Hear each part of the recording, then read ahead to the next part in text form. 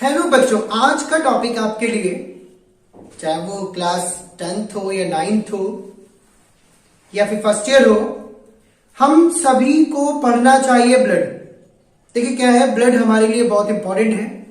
तो आज का जो टॉपिक है वो सिर्फ और सिर्फ ब्लड को लेकर, ठीक है। आइए सीखते हैं। कुछ कंटेंट मैं क्लियर करा दूंगा एक इजी ट्रिक के माध्यम से, इजी एक्सप्लेनेशन होगा। ये बात करते हैं ब्लड। देखिए क्या है ब्लड। ब्लड तो आप सभी लोग जानते होंगे, ब्लड का कलर कैसा है बेटा, रेड है, ठीक है। क्यों रेड है, इसका रीजन मैं अभी आपको बताऊंगा। देखिए ब्लड क्या है, हमारा वेसिकस है। वेसिकस तो जानते ही होंगे ना, ठीक है। वेसिकस है हमारा ब्लड, और यानी गाढ़ा है। और ओपीक्यू है।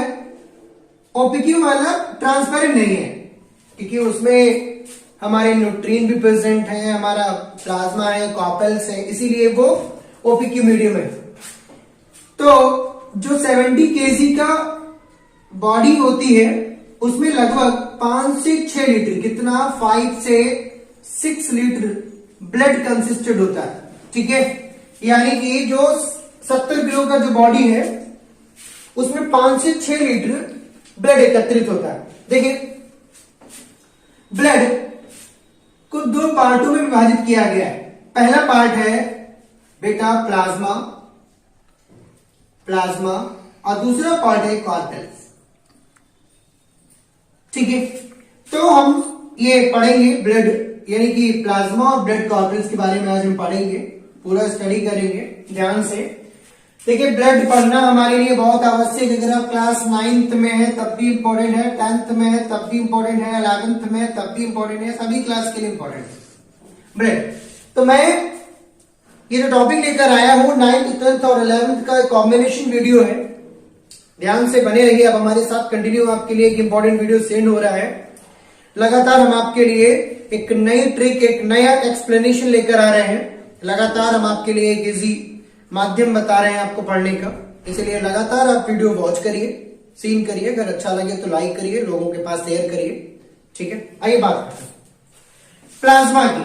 देखिए प्लाज्मा क्या है, ब्लड का 55% पार्ट ऑक्यूपाई करता है। कितना 55% पार्ट। प्लाज्मा में 90% तो वाटर है, लेकिन 10% इनऑर्गेनिक और ऑर्गेनिक कॉन्स्टिट्यूएंट है, ठीक है। अब देखो इनऑर्गेनिक और ऑर्गेनिक कॉन्स्टिट्यूएंट क्या है। सबसे पहले बात कर लें ऑर्गेनिक कॉन्स्टिट्यूएंट की। तो क्या है ऑर्गेनिक कॉन्स्टिट्यूएंट? ऑर्गेनिक कॉन्स्टिट्यूएंट क्या है, जो कि है आपका अमीनो एसिड, ग्लूकोज,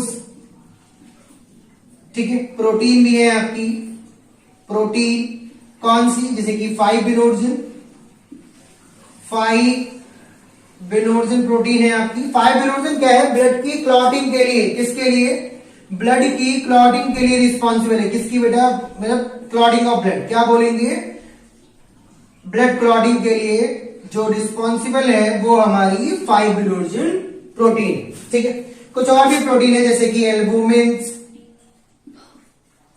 ग्लोबुलिन्स, ये भी प्रोटीन है हमारे ऑर्गेनिक कॉन्स्टिट्यूएंट में। यूरिया भी है हमारा, स्केलेटरी यूरिया। तो ये सब क्या है, ये ऑर्गेनिक कॉन्स्टिट्यूएंट है, ओके। अब बात करें इनऑर्गेनिक कॉन्स्टिट्यूएंट की। 10% क्या है, इनऑर्गेनिक है। 10% देखो 90% वाटर है, 10% इनऑर्गेनिक और ऑर्गेनिक कॉन्स्टिट्यूएंट है। ऑर्गेनिक कॉन्स्टिट्यूएंट आपने देख लिए, अब बाकी बचाओ इनऑर्गेनिक। देखो इनऑर्गेनिक कॉन्स्टिट्यूएंट क्या है, इनऑर्गेनिक कॉन्स्टिट्यूएंट क्या है, ध्यान से देखो बेटा, कॉन्स्टिट्यूएंट क्या है। देखो ऑक्सीजन है, कार्बन डाइऑक्साइड है, और क्लोराइड एंड बाइकार्बोनेट के क्या है, सोडियम के। देखिए chloride and bicarbonate of sodium, Na के क्लोराइड भी है और बाइकार्बोनेट यानी कि सॉल्ट भी प्रेजेंट है। अब आफ्टर दैट इसके अलावा भी है बेटा, फॉस्फेट हो गया आपका, क्या हो गया आपका, फॉस्फेट हो गया, ये भी प्रेजेंट है आपका फॉस्फेट। और आप ले लीजिए बाइकार्बोनेट, कार्बोनेट यानी CO3 भी लोकेटेड है, सल्फेट SO4 भी लोकेटेड, किसके? कैल्शियम और मैग्नीशियम और पोटेशियम का बाइकार्बोनेट, फॉस्फेट, कार्बोनेट और सल्फेट भी उपस्थित है। ठीक है, तो ये सब क्या है? इनऑर्गेनिक कॉन्स्टिट्यूएंट में आता है इतना। ठीक है, कितना कि ऑक्सीजन है, कार्बन डाइऑक्साइड है, क्लोराइड है, बाइकार्बोनेट है, किसका? सोडियम क्लोराइड है, सोडियम बाइकार्बोनेट है, फॉस्फेट बाइकार्बोनेट, कार्बोनेट, सल्फेट किसके? कैल्शियम, मैग्नीशियम और पोटेशियम, यानी calcium bicarbonate, calcium carbonate, calcium sulphate, ये सब हमारे इनऑर्गेनिक कॉन्स्टिट्यूएंट में डीड होते हैं, यानी कि ब्लड का एक इनऑर्गेनिक कॉन्स्टिट्यूएंट है। अब बात करें हमारे दूसरे कॉन्स्टिट्यूएंट की, जो कि है, देखिए प्लाज्मा में आपने इतना तो समझ लिया कि प्लाज्मा क्या है। हमारे ब्लड का 55% पार्ट है, जिसमें 90% तो वाटर है, लेकिन 10% आपका इनऑर्गेनिक और ऑर्गेनिक कॉन्स्टिट्यूएंट है। बारी बारी से आपने 10% को स्टडी किया।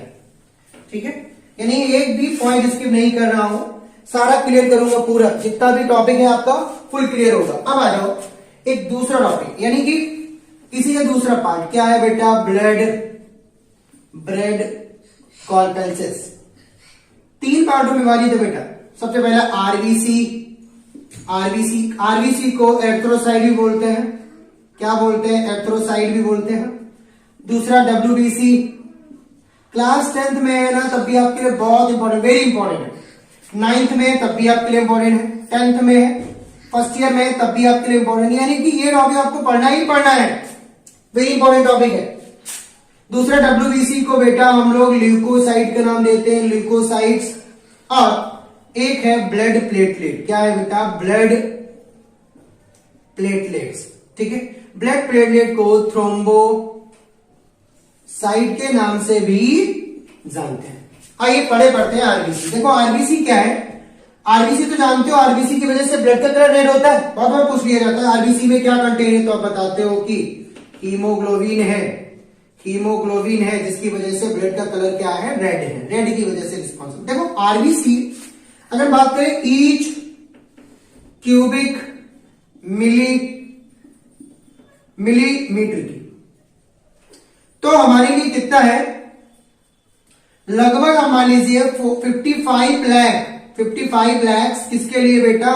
55 लाख हमारा हो गया मेल बॉडी के लिए, और 45 लाख किसके लिए? फीमेल बॉडी के लिए, यानी इतना एकत्रित है ऑलरेडी। अब देखो इसका लाइफ स्पॉन कितना है? लाइफ स्पॉन कितना है बेटा? 120 दिन का, यानी 50 से लेकर 120 दिन ये चलता है, इतना इसका लाइफ स्पॉन है।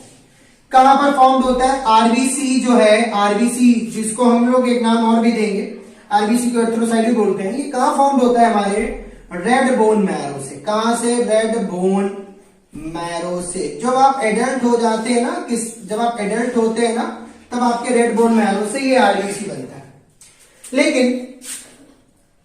लेकिन जब आप एम्ब्रायोनियस स्टेज में होते हैं, यानी जब आप एम्ब्रायोस होते हैं, तब आपके स्प्लेन और लीवर से ये बनता है, यानी स्प्लेन और लीवर आपका तब रिस्पॉन्सिबल होता है, क्योंकि आप जब अपने मां के पेट में है, मां के एम्ब्रायो में है, तब आपकी बॉडी कंप्लीटली डेवलप नहीं होगी, तब आपकी बॉडी के पास बोन नहीं होते, तो स्प्लेन और लीवर क्या करते हैं? आरबीसी को बनाते रहते हैं। स्प्लेन और लीवर आरबीसी को मेक करते रहते हैं। अब आरबीसी में क्या उपस्थित है? हीमोग्लोबिन उपस्थित है। हीमोग्लोबिन में जो ग्लोबिन नाम है ना, उसके नाम की प्रोटीन है, कितना है? 95% है। और जो आता है हेमेटिन, तो वो बेटा आयरन है। ये जो हेम लिखा है ना, इसका नाम का आयरन है, हेमेटिन बोलेंगे, जो कि 5% है। कितना है? 5%। तो ग्लोबिन नाम की प्रोटीन 95% और हेमेटिन आयरन कितना है? 5%। अब आ जाओ, हीमोग्लोबिन रिस्पॉन्सिबल किसके लिए है? तो वो रिस्पॉन्सिबल है आपके ऑक्सीजन को ट्रांसपोर्ट करने के लिए, और जब ये ऑक्सीजन के साथ कंबाइन होता है ना, यानी जब हीमोग्लोबिन जब ऑक्सीजन के साथ कंबाइन होता है, तो बनाएगा ऑक्सी हीमोग्लोबिन बनाएगा। ठीक है, क्या बनाएगा? Oxy haemoglobin. उसके बाद ये ऑक्सीजन को रिलीज कर देता है। तो ये हो गया आरबीसी, कंप्लीट है आपका आरबीसी, कुछ भी छोड़ा नहीं है, सारा कवर करवाया है। अब आ जाओ WBC। देखिए क्या है WBC। डब्ल्यूबीसी भी ध्यान से देखिए। डब्ल्यूबीसी एक इंटरेस्टेड है, अगर आपके पास रिपोर्ट है ब्लड की, ठीक है, तो बहुत ही दिक्कत होती है उसे वॉच करना। तो ये हो गया आपका ल्यूकोसाइड। डब्ल्यूबीसी को ल्यूकोसाइड बोलते हैं। देखो इनका नंबर बहुत ज्यादा है। ये कितना है, अगर क्यूबिक मिलीमीटर में बात की जाए तो लगभग 6000 से लेकर 10,000 डब्ल्यूबीसी होंगे। 10,000 तक डब्ल्यूबीसी। इनका जो लाइफ स्पॉन होता है ना, वो 1 से 2 दिन का होता है। कितना, 1 से 2 दिन का। ये भी बोन मैरो में बनते हैं बेटा, बोन मैरो से ये भी फॉर्म होते हैं बोन मैरो से। ओके, और ये कलरलेस है। कैसे है, कलरलेस। ठीक है, अब डब्ल्यूबीसी क्या है कि डब्ल्यूबीसी को फर्दर 2 भागों में डिवाइड किया गया। एक बात करेंगे ग्रैनुलोसाइड की और एक बात करेंगे ग्रैनुलोसाइड की। किसकी बेटा, ग्रैनुलोसाइड्स। ओके, तो ग्रैनुलोसाइड और ग्रैनुलोसाइड क्या है। ग्रैनुलोसाइड फर्दर डिवाइडेड है, यानी पहला बात करेंगे इस्नोफिल की। किसकी बेटा, इस्नोफिल्स की। देखो इस्नोफिल 2 से 4% होता है टोटल डब्ल्यूबीसी। तो टोटल ल्यूकोसाइड होते हैं ना, ल्यूकोसाइड, उनका ओनली 2 से 4%, यानी इतना ही आपका इस्नोफिल्स। इसका काम क्या है, इस्नोफिल एक रोल प्ले करता है। रोल प्ले करेगा किसमें, हमारी इम्यूनिटी में एक रोल प्ले करेगा। हमारी बॉडी में जो एलर्जी हो जाती है उसमें एक रोल प्ले करेगा, एलर्जी में। और आप इम्यूनिटी में रोल प्ले कर रहा है, एलर्जी में रोल प्ले कर रहा है कौन, इस्नोफिल। बेटा इसका जो स्ट्रक्चर बनता है ना, इसमें देखो दो लोब होते हैं, एक थिन स्ट्रैंड से जुड़े होते हैं कुछ इस तरह से। इनका साइटोप्लाज्म ग्रैनुलर है ना, इनका साइटोप्लाज्म कैसा है, साइटोप्लाज्म में ग्रैनुल्स प्रेजेंट है। क्या, ग्रैनुल्स प्रेजेंट है, इसीलिए इनका 2 ट्विस्टेड है। यानी ये आप समझ लीजिए, ये इनका न्यूक्लियस है जो कि एक थिन स्ट्रैंड से, पतले से धागे से जुड़ा हुआ है। ठीक है, यहाँ ग्रैनुल्स पड़े हुए हैं साइटोप्लाज्म में। ये इसका इस्नोफिल का स्ट्रक्चर। अब आ जाओ, दूसरा है आपका बैसोफिल्स। क्या है आपका, बैसोफिल्स। देखो बैसोफिल टोटल 5% होगा टोटल ल्यूकोसाइड का। टोटल ल्यूकोसाइड का कितना है, 5% है। ओके, अब इसका काम क्या, देखो ये तो इम्यूनिटी में रोल प्ले कर रही है, कंटेन करेगा बेटा। क्या कंटेन करेगा, ये हैपरिन कंटेन करेगा। ओके, ये आफ्टर दैट इसका जो लोब होता है ना, इसमें 2 और 3 लोब होते हैं। 2 और 3 लोब होते हैं। ओके, इसका जो स्ट्रक्चर बनेगा 2 और 3 लोब का बनेगा। यानी कि आप ऐसे बना लो, और ये इस तरह से 2 और 3 लोब का स्ट्रक्चर इसका बनेगा। इसमें ग्रैनुल भी होते हैं, इसका साइटोप्लाज्म ग्रैनुलर भी प्रेजेंट होता है।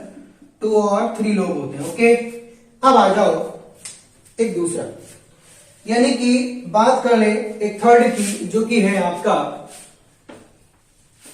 ये नोट कर लो आप आसानी से, पूरा नोट कर लीजिए। थर्ड है आपका न्यूट्रोफिल्स। क्या है आपके, न्यूट्रोफिल्स। देखो न्यूट्रोफिल्स सबसे ज्यादा नंबर है इनका, 60 से 70% मान लीजिए टोटल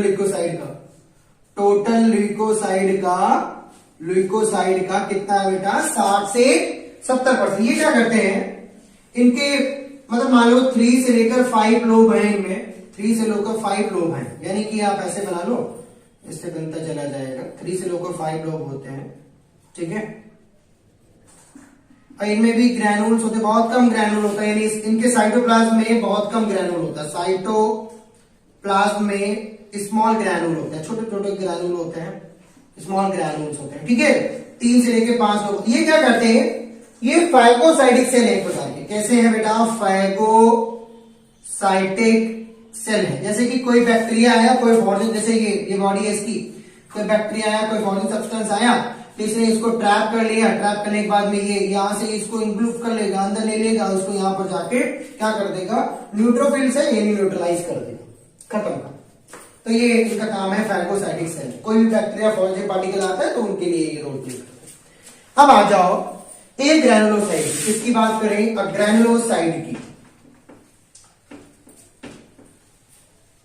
ओके, तो ग्रैनुलोसाइड क्या है, सारा नोट कर लीजिए, एक एक वर्ड आपके लिए इंपॉर्टेंट है, कुछ भी स्किप नहीं करूंगा, सारा समझाऊंगा। डब्ल्यूबीसी के दूसरा वाला पार्ट यानी जो कि है ए ग्रैनुलोसाइट्स। ए ग्रैनुलोसाइट को फर्दर दो भागों में डिवाइड किया गया है, जैसा कि आप जानते हैं। एक तो हो गया आपका लिम्फोसाइड, और एक है आपका साइड्स कर लीजिए, एक है आपका मोनोसाइट। देखो लिम्फोसाइट क्या है, 20 से 28% है टोटल ल्यूकोसाइट का। कैसा बेटा, टोटल ल्यूकोसाइट का 20 से 28% है। ये देखो ये जो ए ग्रैनुलोसाइट होते हैं ना, इनके साइटोप्लाज्म में क्या नहीं पाया जाता, ग्रैनुल्स नहीं पाए जाते। क्या नहीं पाया जाता, ग्रैनुल्स नहीं पाए जाते। ओके, इनके साइटोप्लाज्म में ग्रैनुल्स नहीं पाए जाते, ठीक है, ग्रैनुल्स नहीं पाए जाते। अब दो भागों में डिवाइड किया गया, लिम्फोसाइट और मोनोसाइट। लिम्फोसाइट 20 से 28% है टोटल ल्यूकोसाइट का। और ये क्या करते हैं, देखो ये आकार में तो छोटे होते हैं, बहुत स्मॉल होते हैं, लेकिन इनका जो न्यूक्लियस होता है ना, न्यूक्लियस वो बहुत बड़ा होता है, लार्ज न्यूक्लियस है। कैसा है, लार्ज न्यूक्लियस है। और ये प्रोड्यूस करते हैं एंटीबॉडी। क्या प्रोड्यूस करते हैं, एंटीबॉडी प्रोड्यूस करने का काम करते हैं। जैसे कि आप ये देख रहे हो, इसमें न्यूक्लियस बहुत बड़ा है, ग्रैनुल तो पाया नहीं है इनमें, साइटोप्लाज्म में न्यूक्लियस बहुत बड़ा है। देखो ये न्यूक्लियस बहुत बड़ा है, नहीं ये सेल है, इसके लिम्फोसाइट के सेल है, ये इसका न्यूक्लियस है। एक और ले लीजिए, तो ये इसका न्यूक्लियस है। तो ये सब क्या है, न्यूक्लियस है, ठीक है, ये एंटीबॉडी प्रोड्यूस करने का काम करता है। और मोनोसाइट 3 से 10% है मोनोसाइट टोटल ल्यूकोसाइट का। बेटा टोटल ल्यूकोसाइड का कितना है, 3 से 10% है। और ये ब्लड सेल के सबसे लार्ज सेल होते हैं, यानी large cell of the blood है, large cell of the blood है। इनका भी ऐसा ही है कि आकार में छोटे होते हैं, लेकिन इनका न्यूक्लियस जो है वो बीन शेप्ड होता है। कैसा होता है, बीन शेप्ड इनका न्यूक्लियस है। यानी आप ये सेल बना लो और यहां पर एक ऐसे बीन के जैसे बना लो, इनका बीन जैसा न्यूक्लियस होता है। ओके, इनका बीन के जैसा न्यूक्लियस होता है ये। और ये क्या करते हैं, ये भी फैगोसाइटिक सेल है एक प्रकार के, या स्यूडोपोडिया बनाते हैं। क्या बनाते हैं, स्यूडोपोडिया। देखो स्यूडोपोडिया से हम आपको बता दें कि स्यूडोपोडिया क्या है। जैसे कि आपने अमीमा देखा होगा ना, उसके पास कोई ऑर्गन नहीं होता है मटेरियल कोई खाने के लिए, तो क्या करता है, जो बाहर की सेल मेम्ब्रेन होती है ना, उसमें कुछ इस तरह से लेयर फॉर्म कर लेता है। तो जब कोई भी मटेरियल आता है तो उसको इंट्रैप करने के लिए बाद में इंट्रैप कर लेता है, तो यहां से इसको अलग कर देता है, यानी दूसरी प्रोसेस ऐसे होगी, अलग कर देगा और यही बस मटेरियल को डाइजेस्ट कर लेता है। ऐसे ही वो बाहर भी कर देता है, एक प्रकार के फैगोसाइटिक। तो ये स्यूडोपोडिया, यानी ये जो फॉर्म हो रहा है ना, बस यही स्यूडोपोडिया है। क्या है आपका, स्यूडोपोडिया है, ठीक है बेटा। अब आ जाओ ब्लड प्लेटलेट। देखो ब्लड प्लेटलेट किसके लिए रिस्पॉन्सिबल है, ब्लड प्लेटलेट को थ्रोम्बोसाइट भी बोलते हैं, क्लॉटिंग बनाने के लिए रिस्पॉन्सिबल। किसके लिए, क्लॉटिंग के लिए रिस्पॉन्सिबल है। अब ये ओवल के जैसे होते हैं, अंडे के जैसे दिखाई देते हैं, राउंड भी है, ये राउंड भी है, लेकिन क्लॉट बनाते हैं। देखिए आज का जो वीडियो था वो सिर्फ और सिर्फ ब्लड के बारे में था, यानी जब आपके सामने ब्लड रिपोर्ट आएगी तो आप समझ नहीं पाते ये क्या क्या है, क्या काम कर रहे हैं ये हमारे बॉडी में। यही सब लिखा होता है, eosinophil, basophil, neutrophil, lymphocyte, monocyte, blood platelet. तो आपके सामने डिफिकल्ट होता है। अगर आप ये वीडियो देखते हो ना, तो आप आसानी से ब्लड रिपोर्ट भी देख पाओगे और समझ भी पाओगे कि हमें क्या प्रॉब्लम है, क्या हमारे क्या इंक्रीज हुए, क्या डिक्रीज हुए। तो ये सारी जानकारी आप वहां से गेन कर सकते हो। अगर आपको कोगुलेशन प्रोसेस, ये क्लॉटिंग कोगुलेशन बोलते हैं इसको, अगर आप और अच्छे से समझना है तो एक चैट के माध्यम से बताइए, मैसेज करिए। हम आपके लिए कोगुलेशन प्रोसेस हुआ, हार्ट हुआ, वर्किंग हुआ, सर्कुलेटरी पैथवे हुआ, डबल सर्कुलेशन हुआ, इवन फर्स्ट ईयर का, इंटर का, जिसका भी टॉपिक हो आपको डिफिकल्ट लग रहा है, देखो बच्चों ने एआई, ओपनिंग थ्योरी वगैरह ऐसे टॉपिक बताए हैं, तो आप भी बताइए, हम आपके लिए वो टॉपिक इजी तरीके से लेकर आएंगे और समझाने का पूरा प्रयास करेंगे। अगर वीडियो अच्छा लगे तो लाइक करिए, शेयर करिए, ताकि लोगों के पास भी अच्छा मैसेज जाए, उनको भी अच्छा लगे, ताकि वो आसानी से स्टडी कर सके। आज का जो वीडियो था वो सिर्फ और सिर्फ ब्लड रिपोर्ट हो गया या ब्लड हो गया, यानी 9th 10th फर्स्ट ईयर के लिए अगर आप हैं इस क्लास में तो आपके लिए वीडियो बहुत इंपॉर्टेंट होने वाला है, एक प्रकार का मास्टर स्ट्रोक है। तो लगातार आप हमारे साथ बने रहिए, हम आपके लिए नए नए तरीकों से स्टडी करने का माध्यम लेकर आ रहे हैं। अगर आपको कोई भी टॉपिक डिफिकल्ट लग रहा है तो आप मैसेज करके बताइए, हम आपका वो टॉपिक कंप्लीट करवाएंगे इसी तरीके से। देखिए बोर्ड एग्जाम बहुत पास में है, आपको तैयारी पूरी करनी है, तो बने रहिए मेरे साथ। लगातार हम आपके लिए एक सहायता वाला वीडियो लेकर आ रहे हैं, तो जितना ज्यादा आप पढ़ेंगे उतने अच्छे मार्क्स आएंगे। धन्यवाद।